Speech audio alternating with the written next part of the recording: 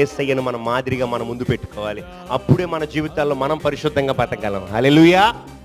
ఒక భయంకరమైన చెడు తిరుగుడు తిరిగే వ్యక్తిని మనం మాదిరిగా పెట్టుకుంటే మనం కూడా చెడిపోతాం. దానిలో సందేహం లేదు. 6 నెలలు సహవాసం చేస్తే వీరు వారే. దుష్ట సాంగత్యము మంచి నడవడిని చెరుపును.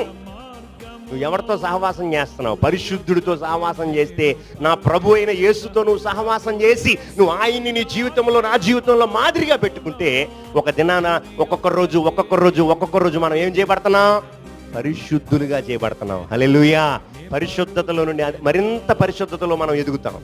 అంతేగాని ఎవరిని పడితే అని మాదిరిగా పెట్టుకున్నాం అనుకో, అపవిత్రమైన కార్యాలు, దుష్కార్యాలు, పాపపు కార్యాలు, క్రోధ క్రియలతో, పదవుల కోసం, అధికారం కోసం, రకరకాలైన లోక భోగాల కోసం పరుగులు పెట్టినటువంటి వ్యక్తులను నువ్వు గనక మాదిరిగా పెట్టుకుంటే, ఒక దినాన్న నువ్వు కూడా అలాంటి వ్యక్తి అయిపోతావు. కానీ